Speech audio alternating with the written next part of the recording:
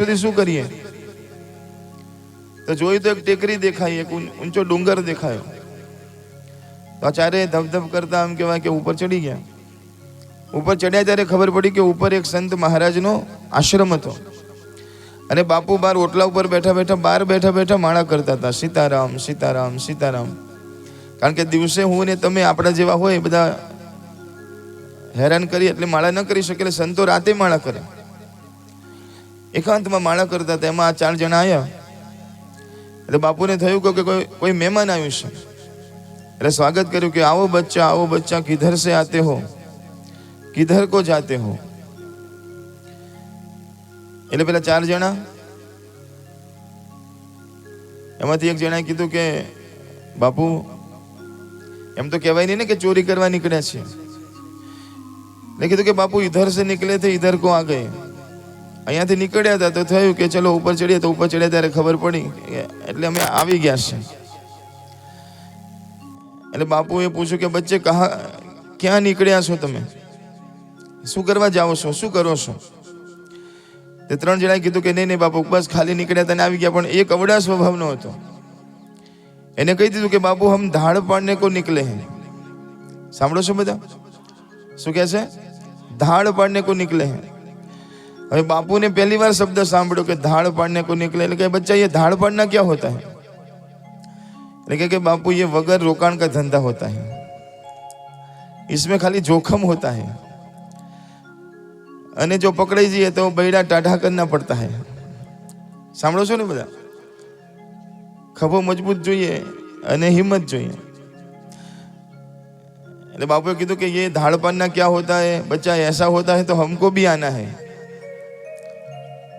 એટલે 3 જણાએ કીધું બાપુ તમે શાંતિથી સીતારામ સીતારામ કરો ને, શું કામ તમે હેરાન થાવ છો?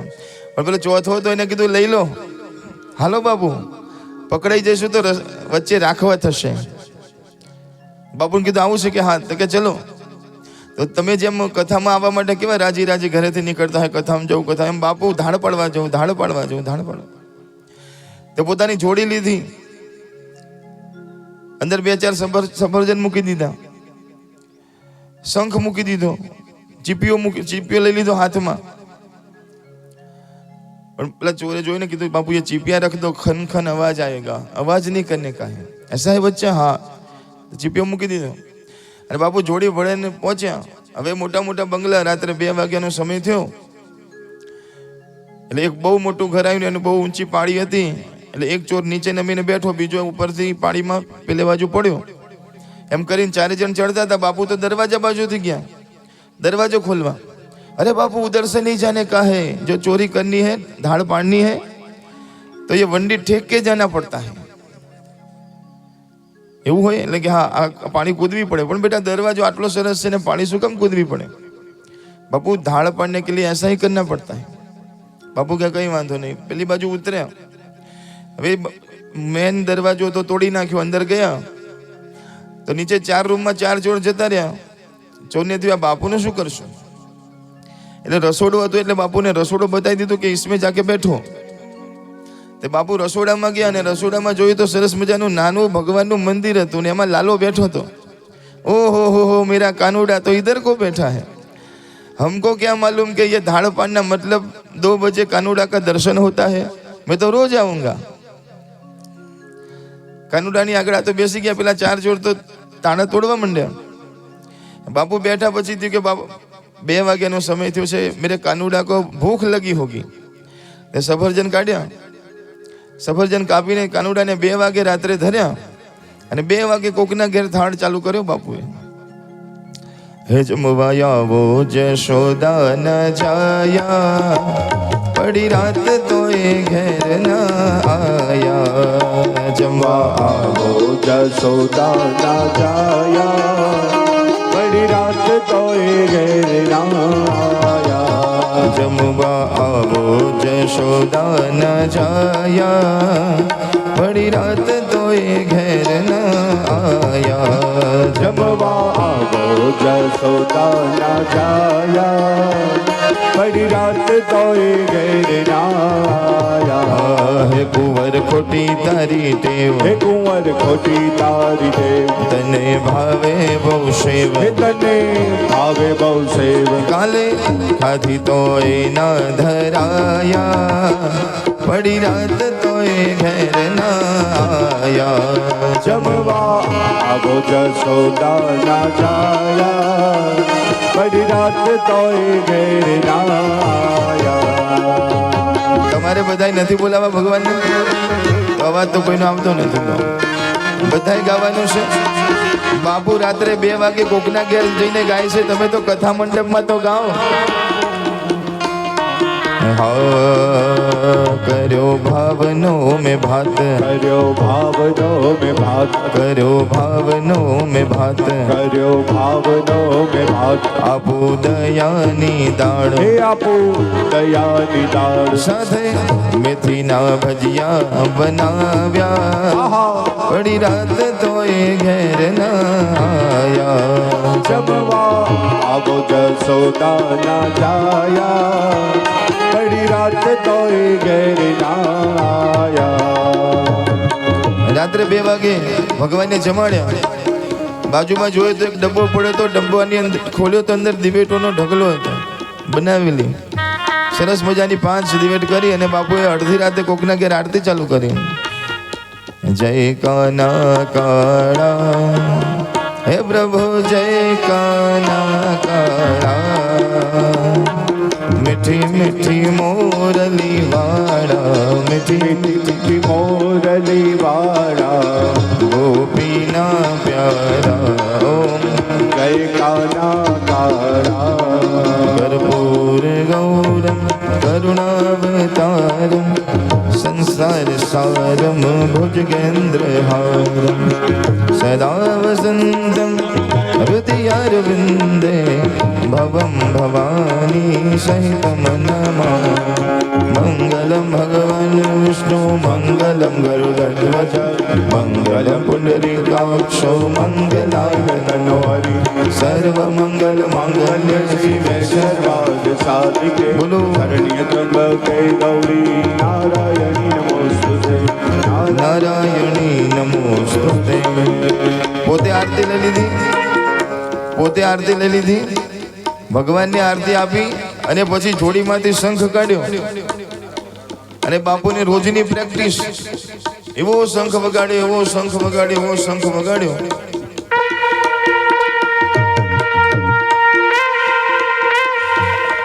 ઉનાળાનો સમય હતો ને ઘરના બધા લોકો ધાબા ઉપર સૂતા હતા અને શંખ વગાડ્યો તો 2-3 જણા તો ખાટલામાંથી નીચે પડ્યા કે ભૂકંપ આવ્યો કે શું અડધી રાતે મારા ઘરે। ઉપરથી દોડતા દોડતા દોડતા ધડધડ કરતા નીચે આવ્યા કે શું થયું? તો બાપુ બેઠા બેઠા સફરજન ખાય છે અને આ બધાને જોયા, અરે બચ્ચા લો પ્રસાદ, લો પ્રસાદ। પેલા બધા એવા ગુસ્સે થયા કે આ શું કરો છો અડધી રાતે તમે મારા ઘરમાં? પેલા 4 ચોર તો બાપુએ જ્યારે થાળ ચાલુ કર્યો ને ત્યારથી જ ચોરી કર્યા વગર જ ભાગી ગયા હતા કે મર્યા કે આમને ક્યાં લાયા છોડે। તાળા તોડી તો નાખ્યા હતા પણ લેવા નતા ઉભા રહ્યા, કે જો લેવા ઉભા રહીશું ને જિંદગીમાં બીજી વાર આવો મોકો નહીં મળે, એટલે જતા જ રહ્યા કે આપણે કશું લેવું જ નથી, આમને ક્યાં લાયા છોડે। 2 જણા બાપુ જોડે ઉભા છે, 4 જણા ઘરમાં જોઈ આવ્યા, તાળા તૂટ્યા હતા તો ખરા પણ તિજોરી ખોલી નહોતી, કોઈ વસ્તુ ગઈ નહોતી। આ શું કરો છો તમે અહીંયા મારા ઘર पे रात्र 2 વાગે? अरे बच्चा इतना चिल्लाता क्यों है? अकेले नहीं है, हमारे 4 लोग और भी है। अरे पण તમે આવ્યા છો શું કામ? अरे बच्चा हम धाड़ पाड़ने के लिए आए हैं। जय हो। શું કહે છે? धाड़ पाड़ने के लिए आए हैं। એટલે કે धाड़ પાડવું એટલે શું ખબર છે તમને? अरे बच्चा ये बिजनेस होता है अच्छा, रात को कन्हैया का दर्शन होता है। अरे बापू धाड़ પાડવી એટલે ચોરી થાય, તમને ઉલ્લુ બનાવીને પેલા ચોરો લાવ્યા છે, તમને ખબર છે તમે ચોરી કરવા આવ્યા છો? અરે ના ના ના બેટા, પાપ લાગે, ચોરી ના કરાય। શું ન કરાય? તો રાત્રે મારા ઘરે આવ્યા છો। પણ ચારે બાજુ જોયા પછી થયું, બેઠા બેઠા વિચાર કરે છે પરિવાર કે જે થયું સારું થયું। જો આજે આ બાપુ ના આવ્યા હોત તો મારું ઘર લૂંટાઈ જવાનું હતું, પણ બાપુ પધાર્યા તો મારું ઘર લૂંટાઈને હું બચી ગયો. જય હો. એક સંત વગર બોલાવે મારા ઘેર આવ્યા, એમાં મારું ઘર લૂંટાતું બચી ગયું.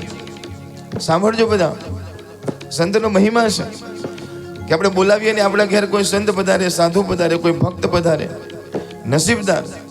પણ બોલાયા વગર પણ કોઈ આપણા ઘેર સંત આવે, સાધુ આવે, બ્રાહ્મણ આવે, સમજો કે આપણું કંઈક સારું થવાનું છે, ત્યારે આ પગલા થતા હોય છે.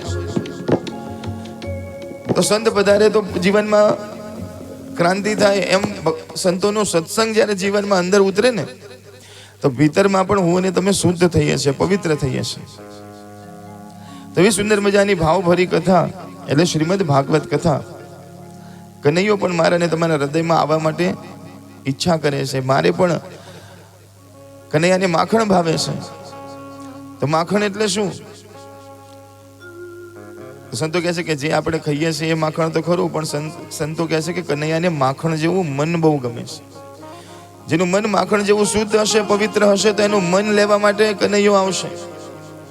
એને કપટ ગમતું નથી, એને કોઈ ઈર્ષા કરે ગમતું નથી, કોઈ ક્રોધ કરે ગમતું નથી. જેનું મન નિર્મળ છે, માખણ જેવું છે, કનૈયો કહે છે કે હું એનું મન ચોરવા માટે આવીશ. ભગવાનના પોતાના ઘરમાં 9 લાખ ગાયો છે, એને ક્યાં મૂકવું માખણ, મિશ્રી, ઘી? એને પોતાની જગ્યા નથી તો બીજાના ઘેર ચોરી કરવા શું કામ જાય? પણ ચોરી તો એક બહાનું છે. કહેવા માંગે છે કે મને જે ભાવથી બોલાવશે એની પાસે હું જઈશ, જે મને પ્રેમથી બોલાવશે એની પાસે જઈશ, પણ શરત એટલી છે કે કપટ ન હોવું જોઈએ, મન નિર્મળ હશે તો હું તમારા ઘર આવીશ. ગઈકાલે આપણે ભગવાન શિવ અને સતીના ચરિત્રની કથા સાંભળી હતી. ભાગવત કથાની અંદર સુંદર મજાનું વર્ણન કરવામાં આવ્યું છે. દેવાદિદેવ મહાદેવજીના મુખેથી ગવાયેલી છે. સુખદેવજી સ્વરૂપે મહાદેવજી જ છે જે આ કથાને ગાઈ રહ્યા છે. અને તમે કોઈ પણ કથા લો તો એની શરૂઆત શિવ અને પાર્વતીના સંવાદથી જ થાય છે. અને શંકર ભગવાન એટલે ગુરુ છે. સાંભળો છો ને બધા? શંકર ભગવાન ગુરુ છે, મહાદેવ છે. તમારા જીવનમાં જે પણ ગુરુ હોય ને, એ ગુરુ તો એક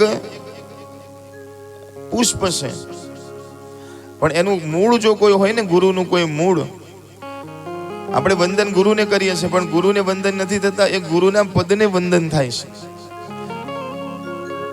ગુરુ તો એમ કહેવાય કે અલગ અલગ સ્વરૂપ ધારણ કરીને પધારે છે પૃથ્વીમાં, પણ મુખ્ય જે ગુરુ તત્વ છે, એ ગુરુ તત્વ એ દેવાદિદેવ શ્રી મહાદેવજી છે. જેમ કહેવામાં આવે છે કે તમે કોઈ પણ દેવી દેવતાઓને પ્રણામ કરો તો એ પ્રણામ ભગવાન નારાયણને પ્રણામ થાય છે, ગોવિંદને પ્રણામ થાય છે. એમ તમે કોઈ પણ ગુરુને પાસે જ્ઞાન લો છો ને ગુરુના ચરણમાં વંદન કરો છો તો એ સામે દેખાય છે મનુષ્ય રૂપમાં ગુરુને પ્રણામ નથી થતા, એ સીધા મહાદેવને પ્રણામ થાય છે. એટલે ગુરુ તત્વ એ મહાદેવ છે ને મહાદેવની કૃપાથી ગુરુ મળે અને ગુરુની કૃપાથી ભગવાન મળે. માટે મહાદેવ વગર મને અને તમને, આપણને કોઈને ચાલે નહીં. દરેકના જીવનમાં મહાદેવનું ભજન અતિ જરૂરી છે. તમે ભગવાન કૃષ્ણને ભજો, રામને ભજો, માને ભજો, પણ મહાદેવના આશીર્વાદ વગર જીવનમાં આગળ વધાતું નથી. માટે આ કથાની અંદર પણ શિવ અને સતીના સુંદર મજાના ચરિત્રની કથા આપણે ગઈકાલે ગાઈ. આજે ચોથા સ્કંદની અંદર પ્રવેશ કરવાનો છે અને ચોથા સ્કંદની અંદર ધ્રુવજી મહારાજની કથા આવે છે. મનુ મહારાજના 2 દીકરા છે, પ્રિયવ્રત અને ઉતાનપાદ. એમાં જે ઉતાનપાદ છે એની 2 રાણી છે, એક સુરુચિ છે અને બીજી સુનીતિ છે. સુનીતિ એટલે સારી વાતો કરવા વાળી, અને સુરુચિ એટલે ગમતી વાતો કરવા વાળી. આપણી બુદ્ધિ આમાં 2 પ્રકારની હોય છે, એક સુરુચિ હોય છે અને એક સુનીતિ હોય છે. એક નીતિની વાતો અને એક છે રુચિની વાતો. નીતિ આપણને કહે છે એનું પાલન કરીએ તો જીવનમાં સુખી થઈએ છીએ. નીતિ કહે છે કે બહુ ગળપણ ન ખાવું જોઈએ. એક તમને દ્રષ્ટાંત સમજાવું છું. નીતિ કહે છે કે અમુક ઉંમર થાય પછી આપણે ધીરે ધીરે જે ગળ્યું બહુ ખાતા હોય તો પછી એને મૂકી દેવું પડે, નહીં તો ડાયાબિટીસ થાય. તો નીતિ કહે છે કે ભાઈ ધીરે ધીરે ગળપણ ઓછું કરો. પણ રુચિ એમ કહે છે કે નહીં, આના વગર તો ચાલતું જ નથી. ના પાડી હોય તો ઘણા છુપાઈને ખાય, બધા સૂઈ જાય પછી ઊભા થઈને એની ઈચ્છા પૂરી કરે. તો મતલબ કે શું રુચિ ગમતું કરે છે, પણ શું નીતિ ના પાડે છે કે ભાઈ ના ખાવ તો તમારે 10 વર્ષ વધારે જીવશો, પણ કે જે થવું હોય થાય, આપણે તો ખાઈ લેવાનું. હવે બે પ્રકારના માણસો હોય, એક કહે કે નહીં ભગવાનના રસ્તે ચાલો તો સુખી થશો, નીતિના માર્ગે ચાલો તો સુખી થશો, પણ ઘણા કહે છે કે નહીં અવડા માર્ગે આપણે તો પૈસાદાર થઈ જવું છે. અને ખોટા રસ્તે પૈસાદાર થવા જાય અને એ લાલચ વધતા વધતા ક્યારેક એવી વધી જાય કે પછી જીવનમાં ગયા હોય તો જ તો 10 ડગલા પણ પાછા 100 પગલા પડવું પડે, અને ક્યારેક ન જવાની જગ્યા ઉપર એ પાછું જવું પડે. સાંભળો છો ને બધા? માટે સુરુચિ નો ધીરે ધીરે ત્યાગ કરવાનો છે અને સુનીતિના માર્ગે મારીને તમારે જવાનું છે. ઉતાનપાદ રાજા એટલે તો કે ઉતાનપાદ એટલે જેના પગ ઉપર છે ને માથું નીચે છે એ ઉતાનપાદ, આનું નામ જ છે ઉતાનપાદ. તો ઉતાનપાદ બીજું કોઈ નથી. ઉતાનપાદ આપણે બધા ઉતાનપાદ રાજા છીએ, અને આપણા બધાની બે રાણી છે. ઉતાનપાદ કોને કહેવાય? કે જેના પગ ઉપર હોય ને મસ્તક નીચે. તો આપણે બધા જન્મ્યા હતા ત્યારે આપણી કેવી દશા હતી? એવી જ હતી ને, માથું નીચે હતું ને પગ ઉપર હતા. એટલે આપણે બધા ઉતાનપાદ છીએ. આ કથા કોઈ બીજાની નથી, આપણી જ કથા છે. સંતો કહે છે કે એવો ઉતાનપાદ રાજા, બે રાણી છે, પણ પેલી નીતિની વાતો કરે છે, સુનીતિ ગમતી નથી. તો બીજી રાણી લાવે છે જેનું નામ છે સુરુચિ. કહેવાય કે બંનેને એક એક બાળક છે. સુનીતિ છે એને ધ્રુવ બાળક છે, અને જે સુરુચિ છે એનાથી ઉત્તમ બાળકનો જન્મ થયો છે, નામ ઉત્તમ છે. પણ સુરુચિ જઈ જઈને એમ કહેવાય કે રાજાના કાન એવા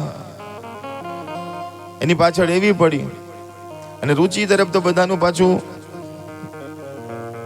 બધા બાજુ નમેલા તો હોય જ. તો કીધું કે મને તમારી ઈચ્છા હોય કે હું તમારા ઉપર ખુશ રહું તો તમે એક કામ કરો, આ સુનીતિને અહીંયાથી ઘરમાંથી કાઢો. એટલે ધ્રુવજી અને ધ્રુવજીના માતાને મહેલની બહાર એક અલગ ઘર બનાવી આપ્યું છે, તમારે ત્યાં ઝૂંપડીમાં રહેવાનું છે. તો એ બંને જણા જંગલમાં રહેશે, રાજાની રાણી હોવા છતાં. અને નીતિને આપણે આમે દૂર જ મોકલીએ છીએ, નીતિ ગમતી નથી, રુચિમાં હું ને તમે રાચીએ છીએ. તો રુચિ કેમ કરે છે, રુચિ કેમ કરે છે? એક દિવસ રાજા બેઠો હતો સિંહાસન ઉપર બગીચામાં, બાજુમાં સુરુચિ બેઠી હતી, એના ખોળામાં ઉત્તમ રમતો હતો. ધ્રુવજી મહારાજ બગીચામાંથી નીકળ્યા તો પિતાને જોયા એટલે દોડતા દોડતા આવ્યા, પિતાજી પિતાજી પિતાજી. તો પિતાજીને લઈ લેશે, માથા પર હાથ મૂકે છે, વાલ કરે છે. તો ઉત્તમ ખોળામાં બેઠો હતો એટલે કીધું ધ્રુવજીએ કે મારે ખોળામાં બેસવું છે. તો પિતાજીએ ખોળામાં બેસાડી દીધો. પણ બેસાડ્યું એ દ્રશ્ય જ્યારે સુરુચિએ જોયું, ઉતર નીચે, ઉતર નીચે. ધ્રુવજી કે ના ના, પકડી અને નીચે નાખી દેશે. જો ખબરદાર, જો બીજી વાર બેસવા માટે આવ્યો છો તો મારા પિતા છે, નથી તારા પિતા. તારા પિતાના ખોળામાં બેસવું હોય તો તારે મારા કુખેથી જન્મ લેવો પડે, સિવાય તું તારા પિતાના ખોળામાં નહીં બેસી શકે. તું શું નીતિનો દીકરો છે, નીકળી જાય અહીંયાથી. તારે મારા ખોળામાં બેસવું હોય, તારા પિતાના ખોળામાં બેસવું હોય તો મારી કુખે જન્મ લેવો પડે. છોકરાને શું ખબર પડે કે આ શું કે છે? મારે બેસવું છે, નહીં જાતો અહીંયાથી જતો રહે. રડતો રડતો ધ્રુવજી મહારાજ પોતાની મા પાસે જાય છે, સુનીતિ પાસે જાય છે. માં, હું તો પિતાજીના ખોળામાં બેસવા ગયો, મને નીચે નાખી દીધો. અને માએ મને કીધું કે પિતાના ખોળામાં બેસવું હોય તો મારી કોખેથી જન્મ લે. હવે માને એ થયું કે હવે આ દીકરાને શું કહું? એક દીકરાને સંસ્કાર કેવી રીતે અપાય? આ શું નીતિ મને તમને શીખવાડે છે. કીધું બેટા, તારા નસીબની અંદર પિતાનો પ્રેમ નહીં હોય બેટા. બેટા, અમુક વસ્તુ આપણને નસીબથી પ્રાપ્ત થતી હોય છે, આપણા કર્મ પ્રમાણે પ્રાપ્ત થતી હોય છે. બેટા, તારા કર્મમાં પિતાનો પ્રેમ નહીં હોય.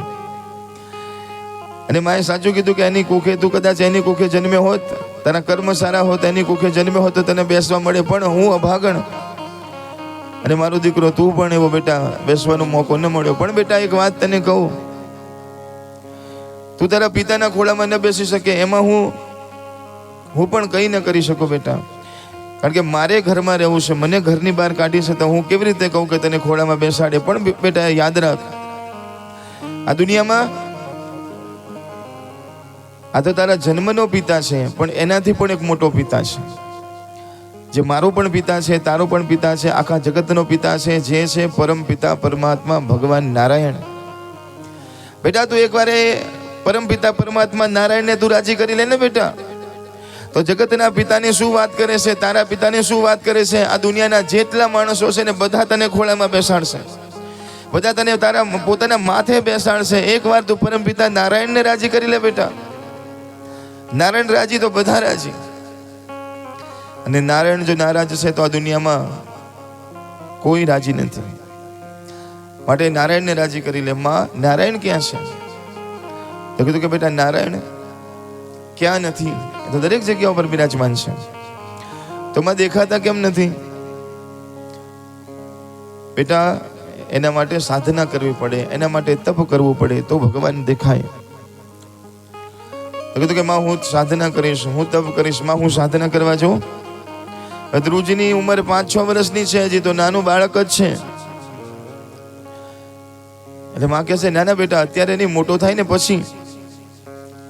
કારણ કે આપણું બાળક નાનું, આપણું બાળક પોતાની શાળામાંથી પ્રવાસ જતું હોય ને તો એ માને નથી ગમતું.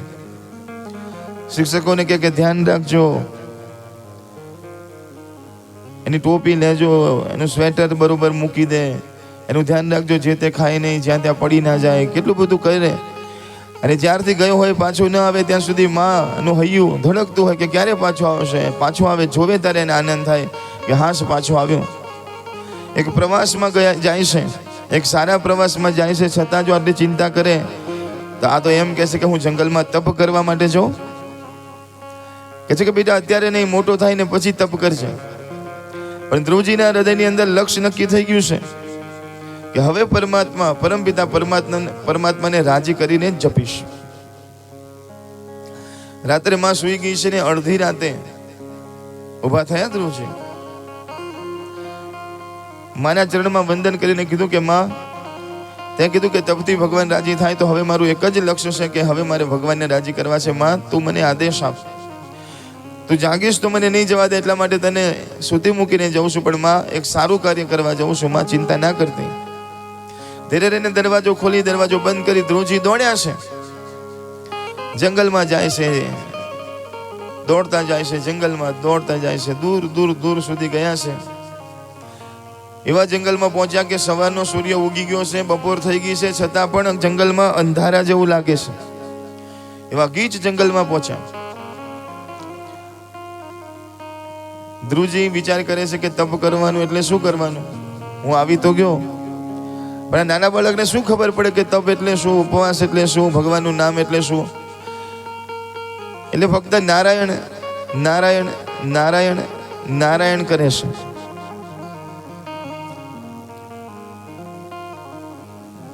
કહેવાય છે કે જ્યારે ભક્ત પોતાની ચિંતા છોડી દે છે ને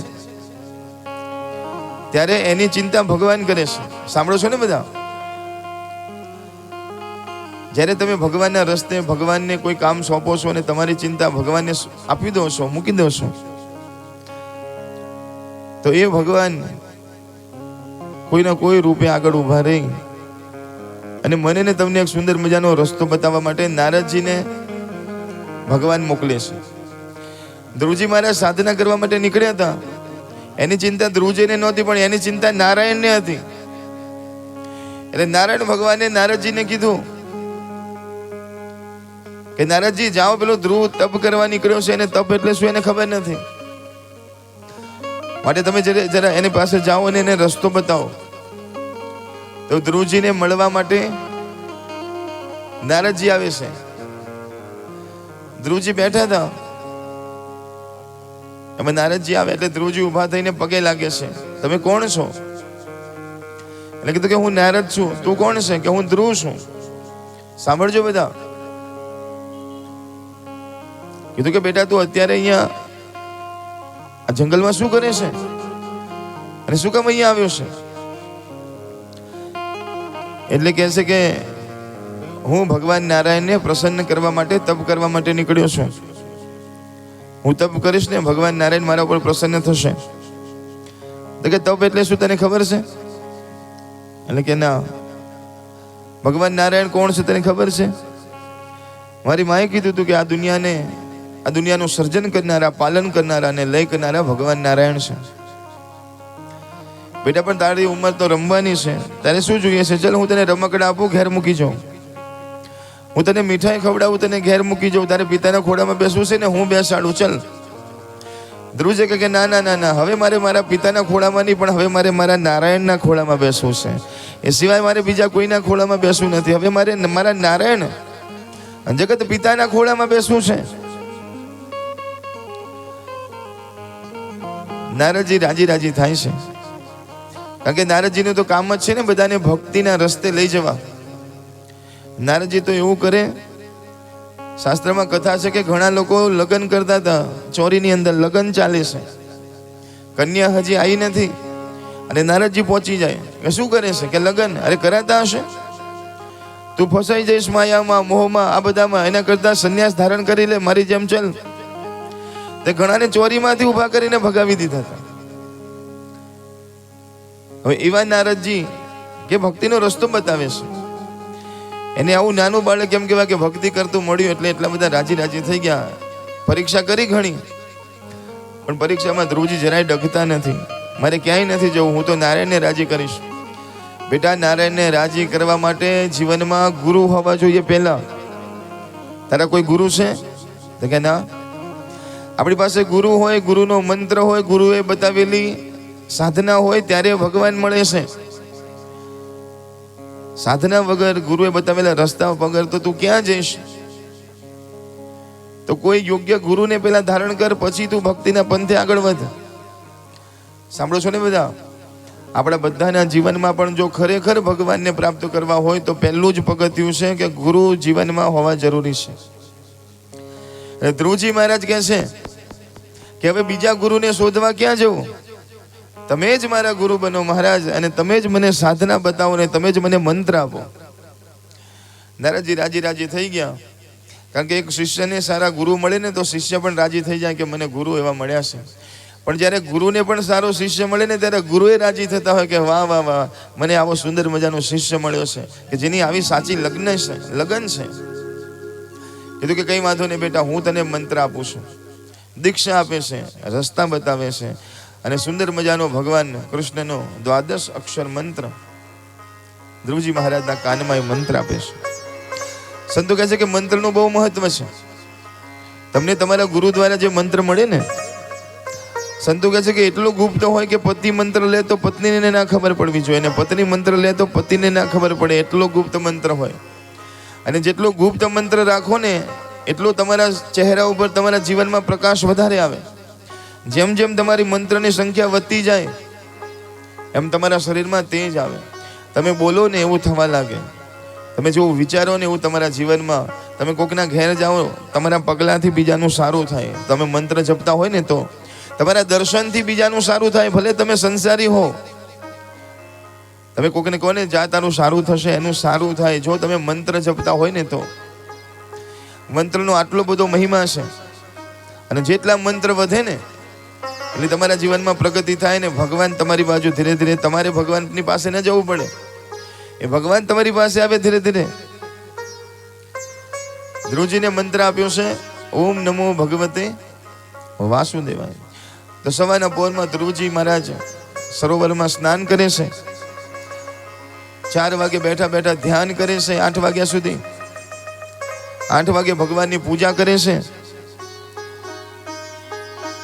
9 વાગે ભગવાનના સુંદર મજાનું કીર્તન કરે છે, ભજન કરે છે, અને આસન ઉપર સ્થિર થઈ ભગવાનનો મંત્રનો જાપ કરે છે. જ્યારે ભગવાનનો મંત્ર બોલવો હોય ને તો હંમેશા બેઠેલા હોવા જોઈએ. પછી એ ગાયત્રી મંત્ર હોય, મહાદેવજીનું ઓમ નમઃ શિવાય મંત્ર હોય કે કૃષ્ણ ભગવાનનો મંત્ર હોય. જ્યારે મંત્ર બોલો ત્યારે બેસીને બોલો તો વધારે ફાયદો થાય. ભગવાનનું નામ તમે કોઈ પણ રીતે ગાઈ શકો, ઊભા ઊભા, નાચતા નાચતા ભગવાનનું નામ ગવાય. પણ જ્યારે મંત્ર બોલીએ ત્યારે બેઠા બેઠા મંત્ર બોલો, એટલો એની સિદ્ધિ વધે. અને મંત્ર કરવા માટે બેસીએ તો આપણી માળા અલગ હોવી જોઈએ. આપણી માળા અલગ હોય, આપણું આસન અલગ હોય. તમે પથ્થરના આસન ઉપર બેસીને માળા જપો તો એનું કોઈ ફળ તમને મળે નહીં. માટે કથા સાંભળતા, માળા કરતા, ભજન કરતા નીચે આસન હોવું, આપણું પોતાનું આસન હોવું જરૂરી છે. તો એ તમારું તપ ભેગું થાય. ઊભા થતા પહેલા આસનની નીચે પગે લાગીને પછી ઊભા થવાનું હોય છે. આપણી અલગ માળા હોવી જોઈએ. ઘણાના ઘરમાં મંદિરમાં એક માળા હોય ને આખું ઘર ફેરવતું હોય. શરૂઆતમાં ચાલે કે ભાઈ બધા ભલે માળા કરતા, પણ હવે તમે ડગલા વધારે ભર્યા છે કે નહીં, હવે મારે ખાલી ભક્તિ નથી કરવી, હવે મારે ખરેખર ભક્તિ કરવી છે. તો આપણી માળા અલગ હોય, આપણો મંત્ર અલગ હોય, આપણું આસન અલગ હોય, આપણું એક શાસ્ત્ર હોય, આપણા એક ગુરુ હોય, આપણા એક ઈષ્ટદેવ નક્કી કરવાના કે આ મારા ઈષ્ટદેવ છે, મારે એના દર્શન કરવા છે. આવી અનેક પ્રકારની સાધના ધ્રુવજી મહારાજને બતાવે છે. ધ્રુવજી મહારાજ સુંદર મજાની રીતે 5 વર્ષનો દીકરો 6 મહિનામાં ભગવાનને પ્રાપ્ત કરે છે. 1 મહિનો ધ્રુવજી મહારાજે ફળ ખાધા, પણ 1 મહિના પછી નક્કી કર્યું કે હવે ફળ નથી ખાવા, હવે ખાલી ઝાડના પાન ખાય છે. 1 મહિના સુધી ખાલી લીલા પાન ખાધા. 1 મહિના પછી નક્કી કર્યું કે હવે લીલા પાન પણ નથી ખાવા, હવે મારે જે પાન ઉપરથી પડે ને સુકાઈ જાય ને એવા સુકેલા પાન ખાય છે. ધ્રુવજી મહારાજે હવે પાન ખાવાનું પણ છોડી દીધું, હવે ફક્ત સરોવરનું જળ પીવે છે. એક સમય એવો આવ્યો કે હવે તો જળ પીવાનું પણ છોડી દીધું, ખાલી શ્વાસ જ લેશે. આટલી બધી સાધના કરે છે. શરીરની અંદર શક્તિ ઓછી થઈ છે, પણ મનની શક્તિ ઓછી નથી થઈ. મનથી તો એવા જ નાચતા છે, એવા જ કૂદતા છે, ને મુખમાંથી એક જ શબ્દ નીકળે છે કે ઓમ નમો ભગવતે વાસુદેવાય, ઓમ નમો ભગવતે વાસુદેવાય, ઓમ નમો ભગવતે વાસુદેવાય, ઓમ નમો ભગવતે વાસુદેવાય, વાસુદેવાય, ઓમ વાસુદેવાય, વાસુદેવાય, ઓમ વાસુદેવાય, ઓમ નમો ભગવતે વાસુદેવાય, ઓમ નમો ભગવતે વાસુદેવાય. 6 મહિના પૂરા થયા છે, ધ્રુવજીનું તપ વધ્યું છે. દેવી દેવતાઓ બધા ભેગા થઈ ભગવાન નારાયણને કહેવા ગયા કે તમારો ભક્ત સાધના કરે છે, પ્રભુ એને દર્શન આપવા માટે આવો. અને 6 મહિનાને અંતે ભગવાન વિષ્ણુ લક્ષ્મી સાથે પધારે છે. ધ્રુવજી મહારાજને દિવ્ય દર્શન આપે છે. ધ્રુવજી મહારાજ ભગવાનના દર્શન કરી જય જયકાર કરે છે. બોલો ધ્રુવજી મહારાજ કી જય હો. સામે ભગવાનના સુંદર મજાના દર્શન થયા. ભગવાન કહે છે માગ માગ બેટા માગ, તારે શું જોઈએ છે? એટલે કહે છે કે અત્યાર સુધી ઘણી બધી ઈચ્છા હતી ભગવાન, પણ હવે તમારા દર્શન કરીને હવે કોઈ ઈચ્છા નથી. હવે એક જ ઈચ્છા છે કે તમે મારા ઉપર રાજી રહો ને આવીને આવી ભક્તિ મને સદાને માટે આપો. ભગવાન રાજી થાય છે, શક્તિ તો આપે છે, ભક્તિ તો આપે છે, સુંદર વરદાન આપે છે. સાથે સાથે કીધું કે તારા પિતાના ખોળામાં બેસવું હતું ને, ચલ હું બેસાડું. તો પિતાના ખોળામાં પણ બેસાડે છે, પિતાને પણ આશીર્વાદ આપે છે. પેલી માં ધ્રુજવા લાગી કે મેં નીચે નાખી દીધો તો મારું શું થશે? પણ ધ્રુવજી મહારાજને ભગવાનના દર્શન થયા ને તો સીધા પોતાની માને દર્શન કરવા ન ગયા, પેલી માના પહેલા દર્શન કરે છે કે માં જો તે મારું અપમાન ન કર્યું હોત, તે મને ધક્કો ન માર્યો હોત, તો આજે મને ભગવાનના દર્શન ના થયા હોત. માં, માટે તું મારી ખરી માં છે. પછી પોતાની માને વંદન કરે છે, માં તે મને રસ્તો બતાવ્યો. માટે જીવનમાં ક્યારેક ક્યારેક દુઃખ આવે ને એ પણ કંઈક એનાથી મોટા સુખ માટે આવતું હોય છે. માટે નિરાશ ન થવું. નિરાશામાંથી પણ એક સુંદર મજાની આશાનો દીવો આપણે શોધી કાઢવાનો છે, ને એમાંથી જીવનમાં પ્રગતિ કરવાની છે. કોઈ કામ કરીએ, કોઈ ધંધો કરીએ, કોઈ નોકરી કરીએ, નુકસાન જાય તો એવું બેસી નહીં જવાનું. વિચારવાનું કે ભગવાન આનાથી પણ કંઈક સારું કરવા માંગતો હશે, કંઈ વાંધો નહીં, ચલો હવે જે ભૂલ થઈ હવે બીજી વાર ભૂલ નહીં કરી, કંઈક સારું કરીએ. માટે એવી રીતે જીવનમાં આગળ વધવાનું છે. ધ્રુવજી મહારાજને ભગવાન વિમાનમાં બેસાડે છે ને કીધું કે હાલ તને ધ્રુવ લોકની પ્રાપ્તિ કરાવું ને હાલ મારા લોકમાં લઈ જાઉં. તો ધ્રુવજીને લઈને ભગવાન ઉપડ્યા, પણ ભગવાને કીધું ઉભા રહો, ઉભા રહો ભગવાન, ઉભા રહો, મને એકલાને ક્યાં લઈ જાઉં છો? મારી સુનીતિ, મારી માં ક્યાં છે? ત્યારે ભગવાને કીધું કે બેટા આમ આગળ જો, આગળ જો, એક બીજું વિમાન જાય છે. હા કે ભગવાન એ વિમાન જાય છે, એ વિમાન નથી જતું, એ વિમાનની અંદર તારી માં પણ બેઠેલી છે. કારણ કે જે મારી ભક્તિ કરે એનો ઉદ્ધાર તો હું પછી કરું છું, પણ એના મા બાપનો ઉદ્ધાર હું પહેલા કરું છું. તારી માં તારા કરતા પહેલા મારા લોકમાં પ્રવેશ કરશે. સાંભળો છો ને બધા? માટે ભક્તિની શક્તિ અને ભક્તિનો લાભ ખાલી તમે ભક્તિ કરો એટલે તમને ન મળે, પણ તમારા આખા પરિવારને મળે. જે દીકરો ભજન કરે એના બાપના બધા કુળના જેટલા લોકો હોય એને લાભ મળે, એના માના કુળના જેટલા હોય બધાને લાભ મળે. 71 પેઢી સુધી આનંદ કરે. જ્યારે તમારા ઘરમાં એક દીકરા, ભક્ત દીકરાનો કે દીકરીનો જન્મ થાય, તમે હાથમાં માળા લો કે તમે કથામાં આવવા માટે પગલું ઉપાડો ને, તમારા પિતૃ આકાશમાં જે ઉપર હોય એ નાચતા હોય છે, ગાતા હોય છે, આનંદિત હોય છે કે મારો દીકરો કથા સાંભળવા જાય છે. એનું પુણ્યની પ્રાપ્તિ એમને થતી હોય છે. માટે ધ્રુવને આપ્યું અવિચળ સ્થાન, પોતાનો કરી સ્થાપ્યો. હરિને ભજતા હજી સુધી કોઈની લાજ જતા નથી જાણી. એવા ધ્રુવજી મહારાજનો જય જયકાર કરીએ. બોલો ધ્રુવજી મહારાજની. આગળ પ્રચેતાની સુંદર મજાની કથા છે. ધ્રુવજીના વંશની કથાનું વર્ણન કરવામાં આવ્યું છે.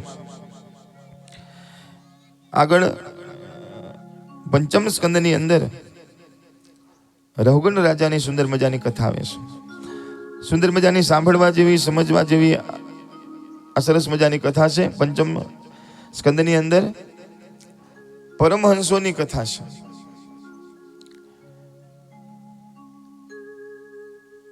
કહે છે કે ઋષભદેવજી મહારાજ સુંદર મજાનું રાજ ચલાવે છે. અને એ ઋષભદેવજી મહારાજ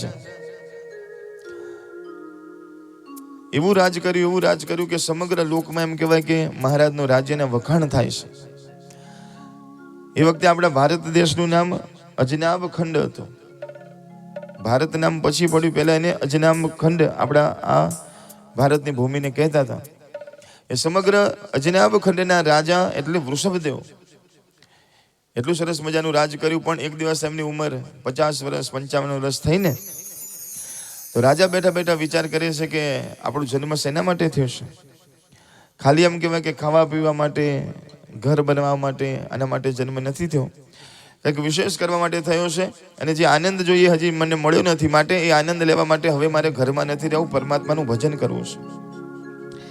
માટે વૃષભદેવજી મહારાજ જંગલમાં જતા પહેલા પોતાના 100 દીકરા છે, 100 દીકરાને બેસાડીને કહે છે કે આટલા વર્ષના અનુભવ પછી હું એમ કહું છું કે આ સંસારમાં કશું નથી, સંસાર અસાર છે. માટે દીકરાઓ, આ સંસારમાં અનુભવ કરીને તમને છેલ્લે તો એ જ લાગશે કે સંસારમાં સુખ નથી. તો હું કહું છું ને મારો અનુભવનો ઉપયોગ કરો, તો અત્યારથી ભગવાનની ભક્તિ કરો, કંઈક સારું કામ કરો.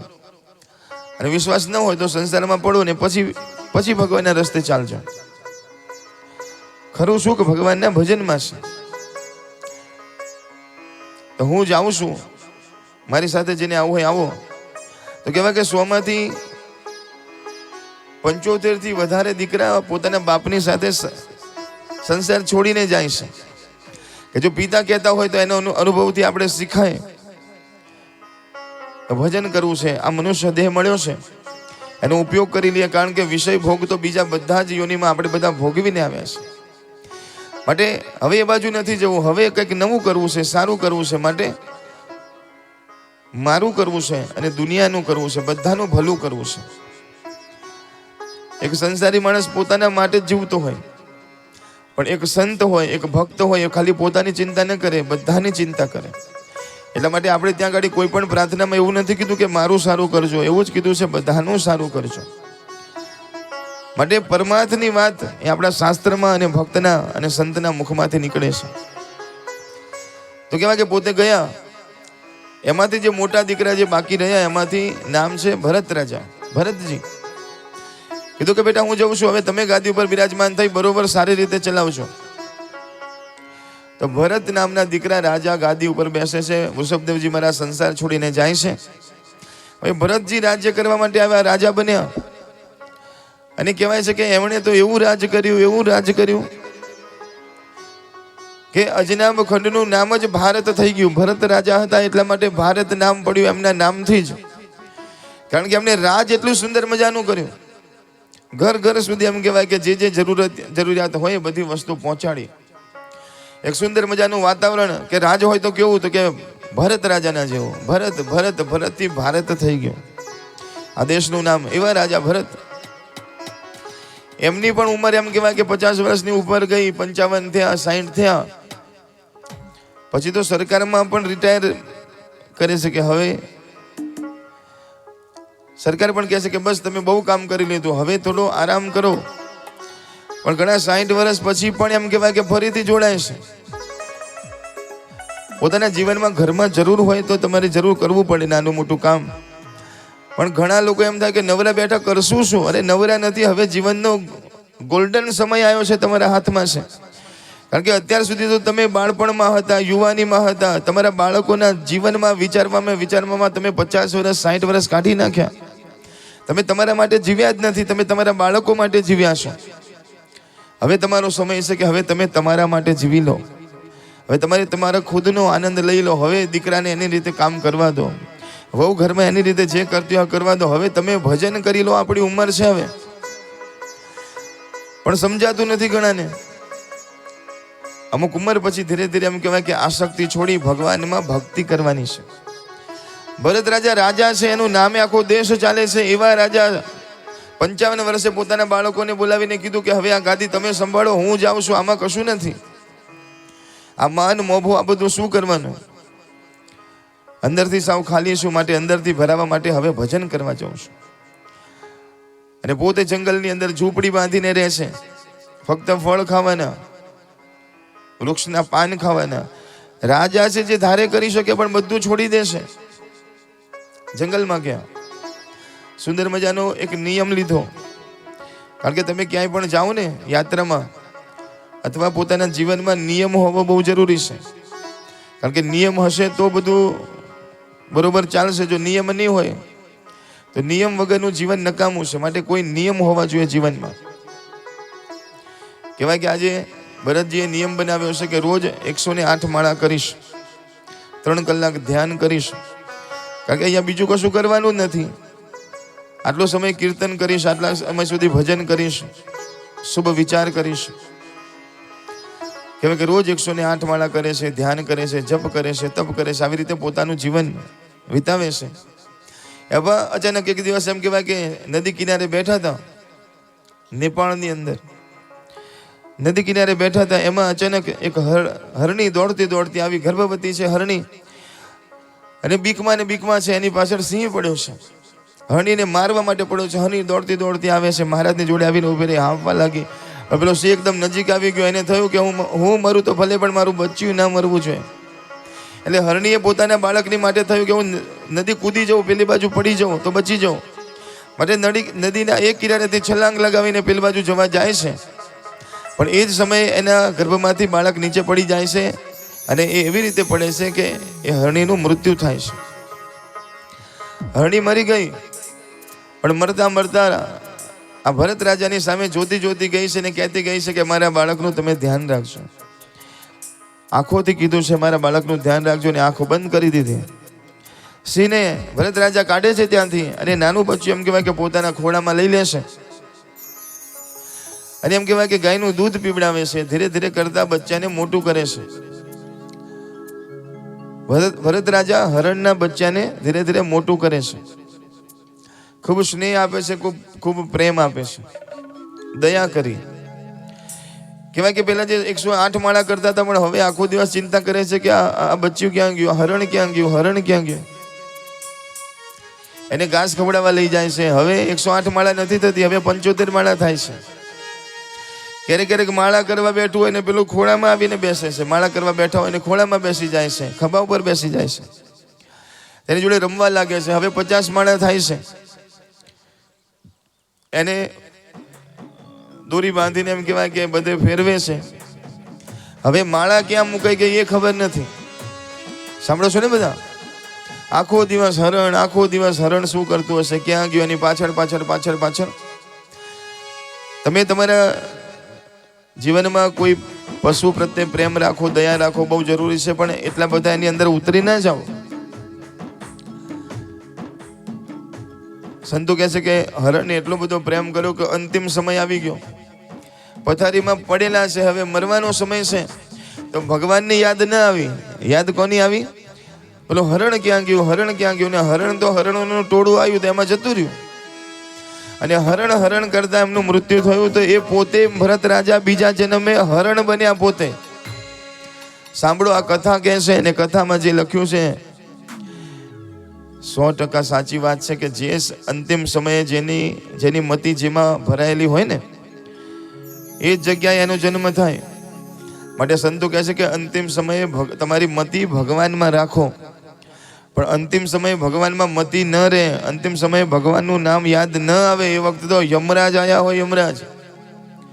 અને આખી જિંદગીમાં જો ભગવાનનું નામ ન લીધું હોય તો અંત સમય થોડું યાદ આવે. એ વખતે તો દીકરા દીકરો ઓ બાપા રે બૂમો પડે અંદરથી, પેલું સાચવજો અને પેલાનું શું થશે. ઘણાને 80 વર્ષે આખા ઘરની ચિંતા હોય. ઘણાને કોણ આવ્યું તું ને કોણ લાવ્યું તું ને શું થયું ને શું કર્યું ને. કહેવાય કે એટલું બધું મમતા રાખીને બેઠા હોય, જીવ છૂટે જ નહીં. કહેવાય કે હરણ હરણ કરતા મૃત્યુ થયું તો બીજા જન્મે હરણ થયા. માટે અંતિમ સમય સાચવવો હોય, સુધારવો હોય તો આખી જિંદગી ધ્યાન રાખવું પડે. રોજ સૂતી વખતે ભગવાનનું નામ લઈને સુવો, અથવા એવી ટેવ પાડો કે કોઈ પણ મોઢામાં કંઈ પણ મૂકીએ તો ભગવાનનું નામ લેતા લેતા મૂકીએ. કોકને મળીએ તો ભગવાનનું નામ લઈએ. જય શ્રી કૃષ્ણ, જય સિયારામ, જય શ્રી કૃષ્ણ, જય માતાજી. તો અંતિમ સમય માં યાદ આવે કે આપણા ભગવાન યાદ આવે, નહીં તો ભગવાન યાદ ના આવે. અને અંતિમ સમયે જેમાં મન રહી જાય પછી એમાં એ જ યોનિમાં પાછા આવીએ. પાછા ઘણાનું મન અંતિમ સમયે ખેતરમાં રહી જાય. સાંભળો છો ને બધા કે મારી કરોડોની જમીન, ખબર છે કે મેં તો વેચી નથી પણ હું ગયો એટલી વાર છે. ઘણા સાચવીને બેઠા છે પણ ખબર છે કે આપણે છીએ ત્યાં સુધી, નહીં તો પછી સીધા. એટલે ઘણા પછી ખેતરમાં છે ને ગોગ થઈને ફરે, અને પછી જોડાવે એટલે કે તમારા પૂર્વજ થયા છે ખેતરમાં છે, એને બેસાડો, નહીં તો નહીં શાંતિ લેવા દે. તો પોતાની જમીન સાચવવા ગોગ થઈને પાછા આવે ઘણા. અને ઘણાને એટલું બધું હેત પોતાના બાળકોમાં રહી જાય કે પોતાના ઘરમાં પાછા આવે. પણ ભાઈઓ ના ઓળખી શકે, બહેનો ઓળખી જાય. બહેનો ઓળખી જાય રમડતા રમડતા તરત જ કે ઓહો આ મુનિયો તો જુઓ એના દાદા જેવો જ છે. કે આ મુનિયો તો જુઓ કે એના દાદા જેવો છે. અરે દાદા જેવો નથી, આ દાદો જ પાછો આવ્યો છે. આ દાદા રિટર્ન થયા છે, પેલા ફોરેન રિટર્ન થયા, આ પાછા રિટર્ન થયા છે. એવી રીતે પાછા આવે. માટે મન અંતિમ સમયે ભગવાનમાં રાખવાનું મહત્વ છે. જે આપણે જે અત્યારે મળ્યું છે એનાથી આગળ વધવાનું છે, પાછળ નથી આવવાનું. માટે આ ભરત રાજા હરણ બન્યા ને, પણ ભક્તિ તમારી કોઈ દિવસ કરેલી નિષ્ફળ નિરર્થક ન જાય. અત્યારે તમે જેટલું ભણ્યા છો, જેટલું તમે ડિગ્રી પ્રાપ્ત કરી હોય, ભણ્યા હોય, પણ તમારો બીજો જન્મ થાય તો પહેલેથી એકડેથી જ શીખવું પડે. પણ ભક્તિમાં એવું નથી. તમારી કરેલી માળા, તમારી કરેલી ભક્તિ, અને આપણને ભગવાન ન મળે પણ જો આપણું મૃત્યુ થઈ જાય તો આ ભક્તિ આપણે આવતા જન્મે પણ આપણને કામ લાગે છે. ભગવાન કહે છે કે મારો ભક્ત મૃત્યુ પામે તો એને હું બીજા જન્મની અંદર ક્યાં ગાડી મોકલું છું? તો કહે છે કે સુચિનામ શ્રીમતામ ગેહે. મારો ભક્ત મારા દર્શન કરવાની લાલચમાં જો એનું મૃત્યુ થાય તો 2 રસ્તા છે. કાં તો હું એને મારા કોઈ ભક્તના ઘરમાં જન્મ આપું છું, અથવા કોઈ ધનવાનના ઘરમાં જન્મ આપું છું કે જ્યાં એને કોઈ જાતની ચિંતા ન હોય. માટે ભગવાનની ભક્તિ જીવતે જીવ કરો તો એ સારું છે, ને કરતા કરતા મૃત્યુ પામશો તો પણ ભલું જ થશે. બીજો જન્મ થશે તો કોઈક ભક્તના ઘેર કે જ્યાં ગાડી કીર્તન જ થતા હશે, ભજન જ થતા હશે, આરતીઓ થતી હશે, તો આપણું મન આપોઆપ ભગવાનમાં લાગશે. અથવા કોઈ ધનવાનના ઘરમાં જન્મ થશે કે જ્યાં ગાડી તમારે કંઈ ચિંતા કરવાની જરૂર નથી, તમે પ્રેમથી ભગવાનનું ભજન કરી શકો. તો કહેવાય કે એમને બધી યાદ છે કે હું તો રાજા, અને હરણમાં મન લગાવ્યું ને મારી આ દશા થઈ. એટલે હરણના રૂપમાં એમને જમવાનું બંધ કરી દીધું. 11 દિવસ 15 દિવસ જમ્યા નહીં ને એટલે પોતાનું શરીર છૂટી ગયું. બીજો જન્મ એક બ્રાહ્મણના કુળમાં જન્મ થાય છે. ત્યાં આગળ પણ નામ પડ્યું છે ભરત જ. કહેવાય કે ભરત નામથી પોતે વિખ્યાત છે, પણ આ વખતે નક્કી કરી લીધું કે એક જન્મ મારો એક હરણમાં મન લગાવ્યો એટલે થયો છે, એટલે આ વખતે મારે કોઈનામાં મન નથી લગાવવું, નહીં મામાં, નહીં બાપમાં, નહીં બાળકોમાં, કોઈનામાં મન નથી લગાડવું. એટલે ખબર બધી પડે છે પણ જળ જેવું વર્તન કરે છે. બાળક થયા ને તો માં કે જ્યાં આ વસ્તુ ત્યાં મૂકી આવો, તો જ્યાં મૂકવાનું કીધું એ ના મૂકે, બીજાને ઘરે જઈને મૂકી આવે. કામ કે તો અવળું કરે, શાળામાં ભણવા માટે મૂક્યા તો કીધું કે જાઓ આજે મંત્ર બોલો, માતૃદેવો ભવ, કાલે આટલું શીખીને આવજો, બોલજો. બીજા દિવસે આવે પૂછે કાલે શું શીખવાડ્યું તો કે ભૂલી ગયો, બોલતા જ નથી. અરે આટલી નાની વાત તને ખબર નથી પડતી, માતૃદેવો ભવ કાલે મોઢે કરીને આવશે. બીજા દિવસે આવે, બોલ શું શીખવાડ્યું તો બોલે જ નહીં, ખબર બધી પડે છે પણ બોલે નહીં. એટલે કે આને તો કઈ બુદ્ધિ નથી, અને ભણવા ના મોકલશો, એટલે કે હવે મારે ભણવું જ નથી ને કોઈનામાં મારું મન લગાડવું જ નથી. તો મા બાપને પણ ગમતું નથી, ભાઈઓને પણ ગમતું નથી. કીધું કે શું કરશું એનું, કે દુકાને બેસાડો, ખાલી કંઈક પેલું લાવવું હોય તો લાવે, પેલું કામ કરવું હોય તો કામ કરે.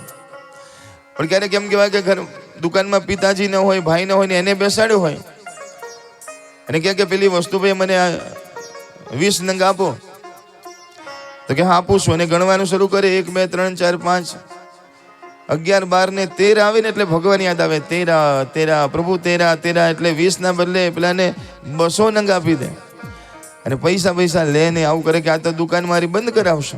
અને દુકાનમાં રાખવા જેવું નથી, એક કામ કરો અને ખેતરમાં મોકલો, અને ખેતરમાં ચાડીઓ બનાવીને ઊભો રાખો, અને બીજા કોઈ કામનું નથી. તો કે ચકલીઓ તો ઉડાડશે ને, આપણો પાક બચાવશે. તો ખેતરમાં રાખીને એમ કહેવાય કે ઊભા રાખે, તો ખેતરમાં જઈને જોવે છે તો કે હું અહીંયા ઊભો રહું છું તો ચકલીઓ બચારી આવતી નથી ને ઝાડ ઉપર બેઠી છે. તો આ ઝાડ પાસે જઈને ચકલીઓને ઉડાડે છે ને કહે છે કે જાઓ ખાઓ બધા, રામ કી ચિડિયા રામ કા ખેત, ખાલે ચિડિયા ભર ભર પેટ, ખા બધું. ચિડિયા પણ રામ છે, ખેતર પણ રામનું છે, અનાજ પણ રામનું છે, ભલે ખાતી. અરે કીધું કે આ તો કોઈ કામનું નથી, નીકળી જા ઘરમાંથી બહાર. જળ ભરતજી કે અમારે આટલું જ જોતું હતું, હું નીકળું તો દોષ લાગે પણ મને જ કાઢે છે તો હવે કંઈ વાંધો નથી. અને એમ કહેવાય કે હવે ઘરમાંથી નીકળ્યા છે, જંગલમાં અવધૂત દશામાં ફરે છે. કહેવાય કે અવધૂત દશા એક એવી દશા છે કે જેમાં અજગરની જેમ એમ કહેવાય કે કોઈ પણ ચિંતા કર્યા વગર પરમાત્માના શરણમાં જીવવાનું હોય છે. બધી ચિંતા ભગવાન કરે. કહેવાય કે ભોજન મળે તો ભોજન કરે, ભોજન ન મળે તો કે આજ મારે ઉપવાસ, આજ મારે 11 ભગવાનની જેવી ઈચ્છા. આવા 1 દિવસ નીકળી જાય, 2 દિવસ નીકળી જાય, ભગવાન તપ કરવા માંગે છે તો તપ કરીશ, સામેથી કોઈ આપે તો જમવાનું, માગવાનું નહીં. આવી અવધૂત દશામાં ફરે છે. એ જ જંગલની અંદર જંગલનો એક રાજા, જેને નક્કી કર્યું હતું કે મારે માતાજીને પૂનમે બલિ ચડાવી છે.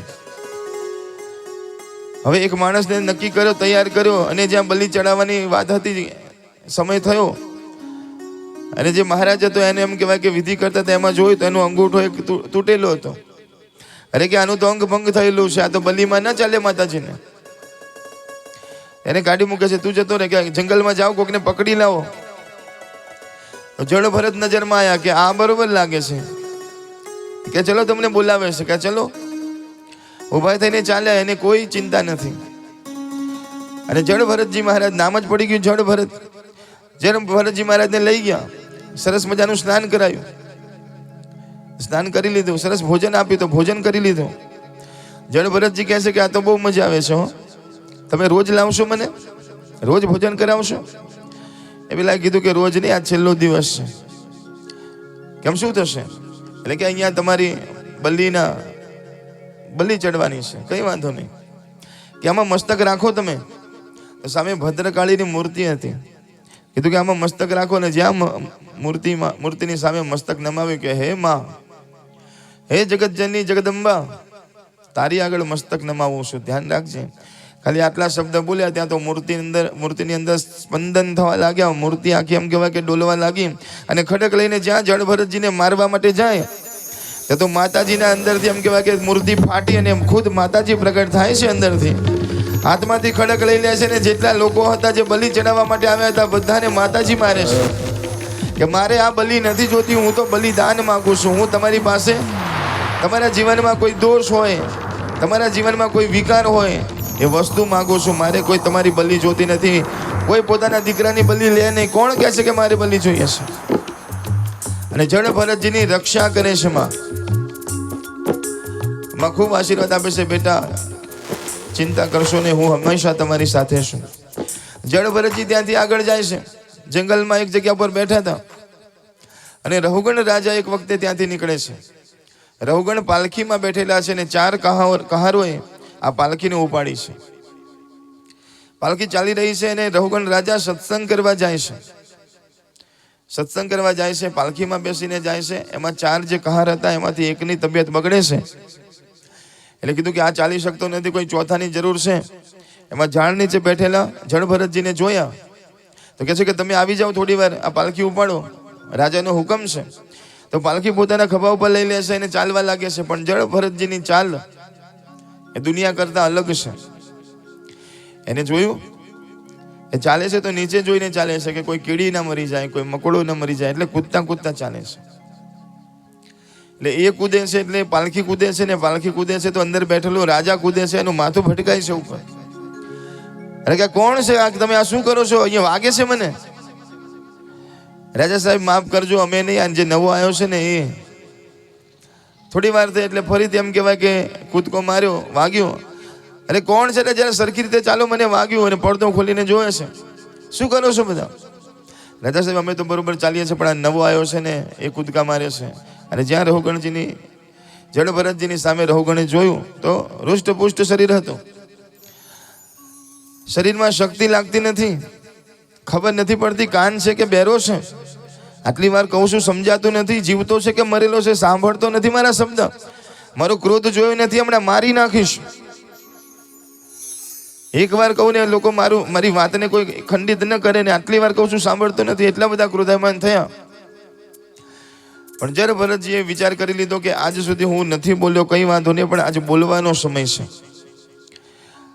અને આ રહુગણ રાજા કોણ છે ખબર છે?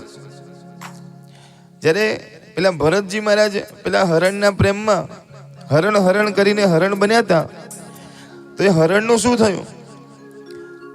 જળ ભરતજી એક પશુનો સંગ કર્યો હતો, પણ એક પશુએ તો સંતનો સંગ કર્યો હતો ને.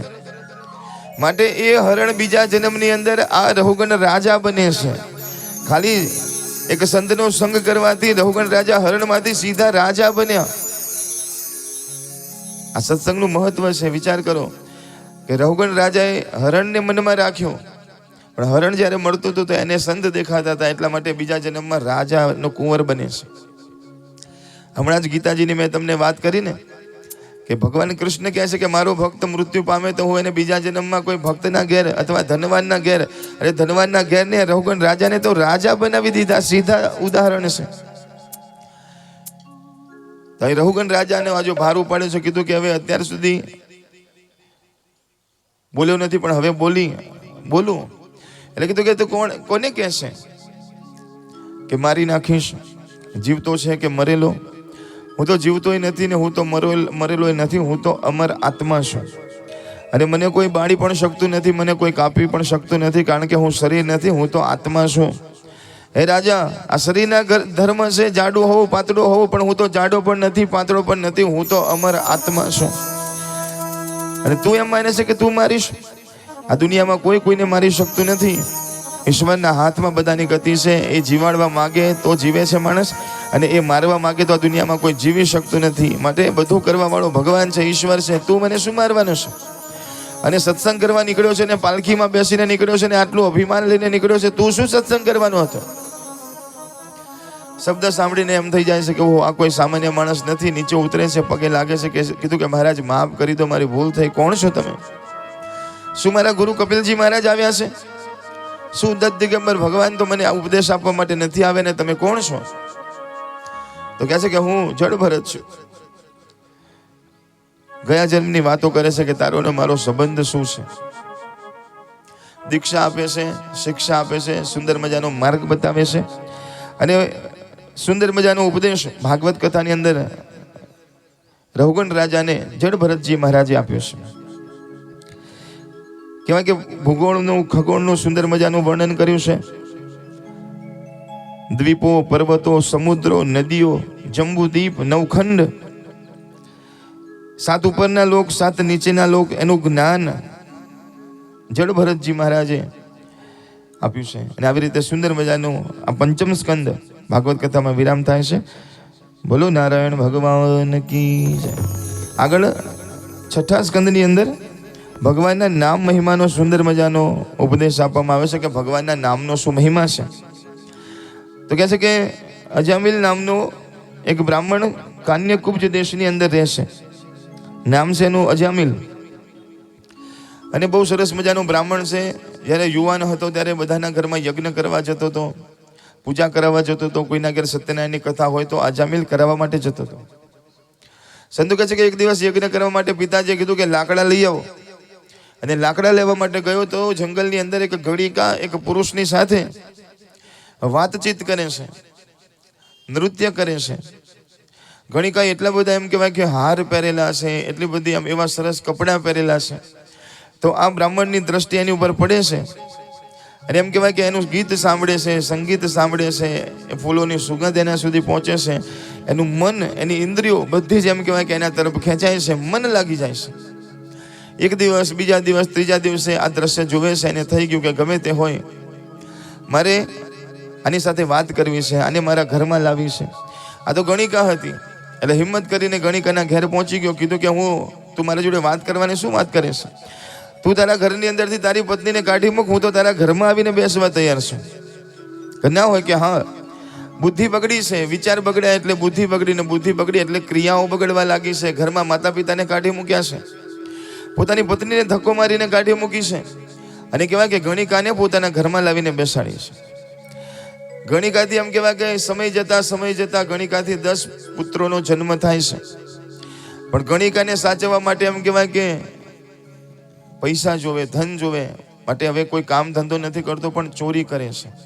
ડાકુ જેવો બની ગયો છે. જંગલની અંદર એમ કહેવાય કે કોઈ નીકળે એને લૂંટવાના કામ કરે છે અજામિલ. ઉંમર ધીરે ધીરે વધવા લાગી છે. સંતો કહે છે કે બાળપણમાં ભક્તિ કરી હતી ને એને, એટલે ભગવાનને દયા આવે છે. ને ભગવાને કીધું કે જાઓ જરા એકવાર હજી જો કંઈક સુધરે તો. એટલા માટે 4 સંતોને મોકલે છે. સાંભળો છો ને બધા?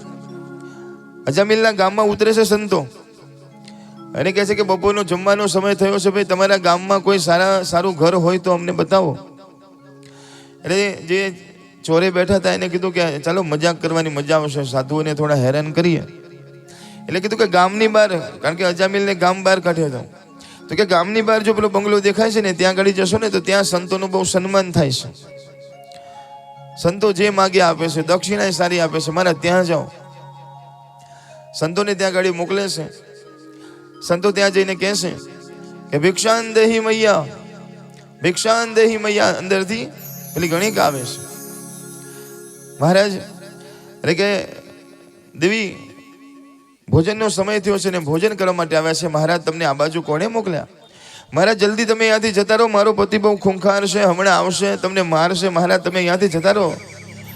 કીધું કે અમને કોઈની બીક નથી, અને મરવાથી શું પીવાનું? બેટા અમે કોઈનાથી પીતા નથી, ભોજન કરવું છે, ભોજન કરીને જઈશું. મહારાજ ભોજનની વાતો ન કરશો, તમે જાઓ અહીંયાથી જલ્દી. મારા ઘરમાં કોઈ સામે જોઈ શકતું નથી, તમે શું કામ આવ્યા? એનો સ્વભાવ બહુ ખરાબ છે, તમારું અપમાન કરશે. મહારાજ અહીંયાથી જતા રહો તમે. કીધું કે એમને એમ જવાના નથી, ભોજન કરીને જ જઈશું. આ બાજુ સાધુઓએ હટ કરીને બેઠા. અજામિલના પત્ની ગણિકા સમજી જાય છે કે આ હટ છોડે એવા નથી. મારે કીધું કે હું તમને સીધું આપું મહારાજ, તમે સીધું લઈને જતા રહો, જંગલમાં બનાવીને ખાજો. કે અત્યારે સમય નથી, અત્યારે ભૂખ લાગી છે, તું બનાવીને ખવડાવ, એ પણ ખાશું અમે, અમને જમાડી દે. હવે અજામિલના પત્ની અંદર રસોઈ જ કરતા હતા, શાક થઈ ગયું હતું, રોટલી બનાવતા હતા. એને થયું કે ગમે તેમ કરું, આ માને એવા નથી, એક કામ કરું, જલ્દી બેસી જાઓ મહારાજ, અને જમીને જલ્દીથી અહીંયાથી નીકળી જશો. થયું કે ફટાફટ જમી લેશે અને હજી આવવામાં વાર છે. પણ સંતો તો બેસી ગયા, અડધો કલાક તો પ્રાર્થના કરી પહેલા તો. અરે કીધું તમને જમવાનું કીધું, તમે શું કરો છો? કે અમે તો ભોજન કર્યા પહેલા ભગવાનને જમાડીએ છીએ, ભગવાનને પ્રાર્થના કરીએ પછી ભોજન કરીએ. તો જોરથી મંત્ર બોલવા લાગ્યા, જોરથી કહેવાય કે ધૂન ગાવા લાગ્યા, ભગવાનને યાદ કરવા લાગ્યા. મારો પતિ આવશે, તમને મારશે, મને મારશે, તમે આ શું કરી રહ્યા છો? મહારાજ જલ્દી ભોજન કરો.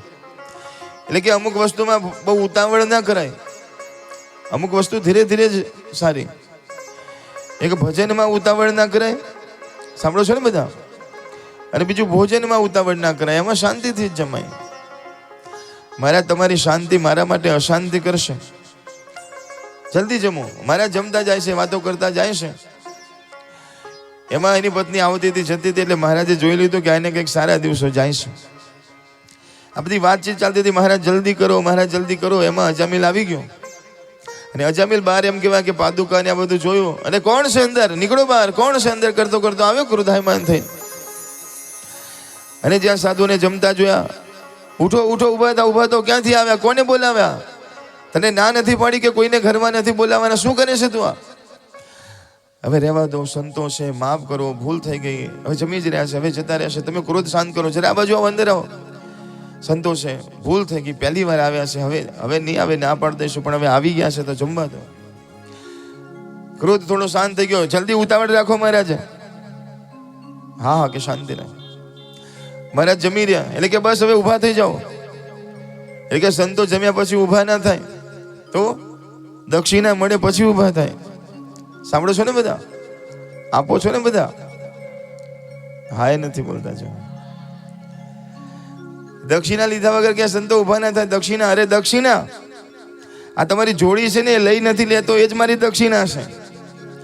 આ તમારી કરતાલ, આ બધું લઈ નથી લેતો ને, એ જ મારી દક્ષિણા છે. તમે જલ્દી ઊભા થઈને નીકળો, હવે દક્ષિણાની વાતો ન કરશો. કીધું કે એમને એમ તો અમે ઊભા થઈ એવા નથી, દક્ષિણા વગર ના ઊભા થઈએ. કે હમણાં અંદરથી કહે છે ને કંઈક લઈને હું મારીશ. કીધું મહારાજ રહેવા દો ને, તમે શું કામ દક્ષિણા કરો છો? ઊભા થઈ જાઓ ને, જમાડી દીધા ને. હવે પૈસા ધન આ બધું તમારે ને, એટલે કોને કીધું ધન જોઈએ છે? કોને કીધું પૈસા જોઈએ છે? અરે દક્ષિણામાં પૈસા નથી જોતા, એક વચન જોઈએ છે, ખાલી વચન. હા, ખાલી વચન. શું વચન જોઈએ છે? તો કહે છે કે હે અજામિલ, એટલું વચન જોઈએ છે કે તારા ઘરમાં આશીર્વાદ આપીએ છે, સરસ દિવસો તારી પત્નીને જાય છે તો એક દીકરાનો જન્મ થશે. તું તારા દીકરાનું નામ ફક્ત નારાયણ રાખજે, એટલી જ દક્ષિણા જોઈએ છે. શું રાખીશ?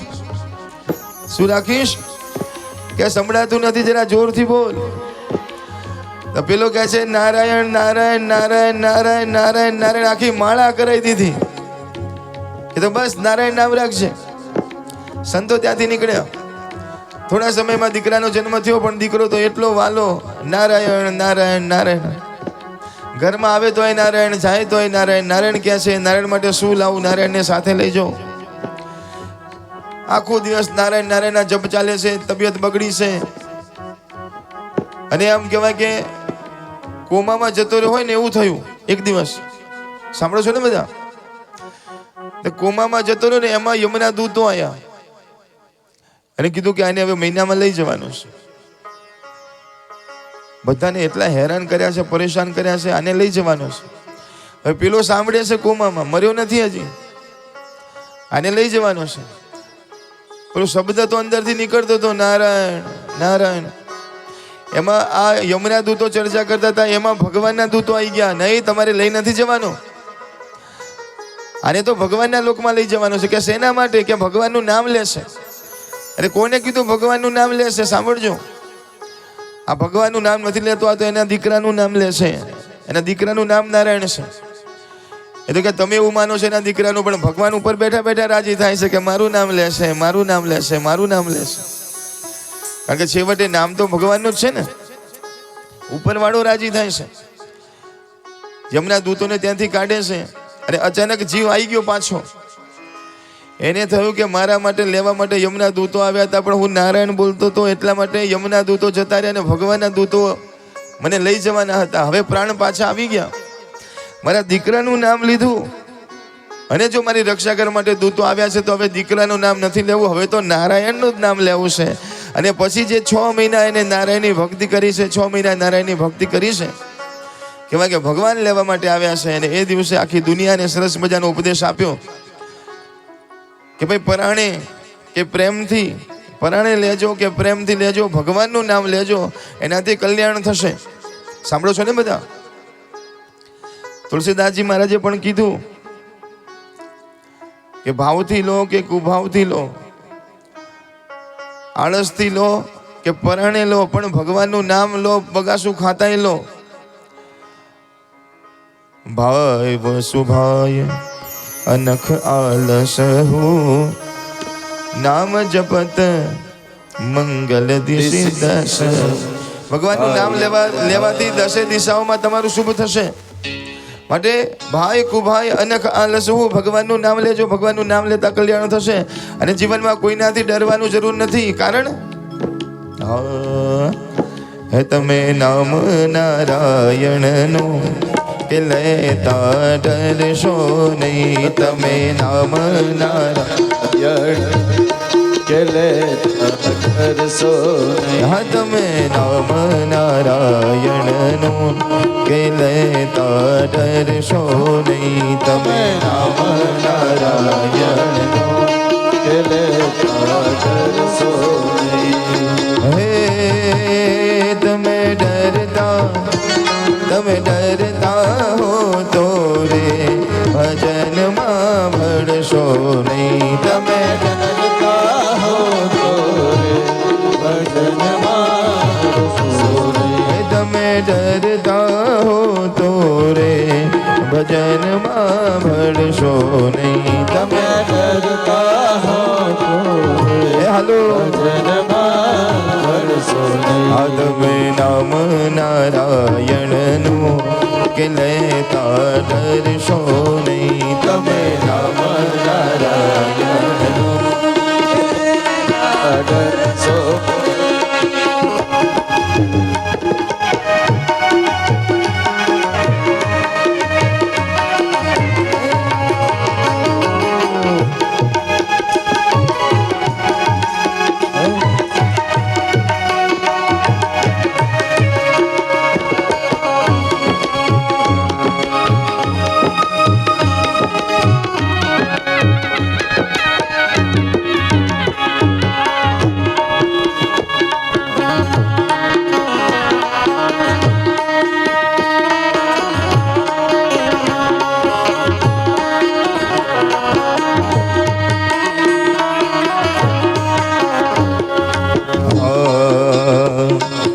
દુનિયા કહેશે રે ભગત તો ખોટા છે.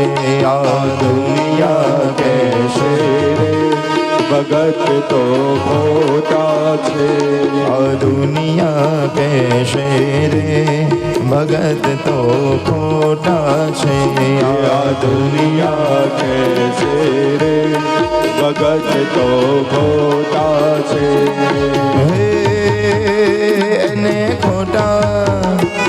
એને ખોટા ન ગણશો રે પ્રભુને મન મોટા છે. એને ખોટા ન ગણશો રે પ્રભુને મન મોટા છે. એને એને ખોટા ન ગણશો રે પ્રભુને મન મોટા છે. એને ખોટા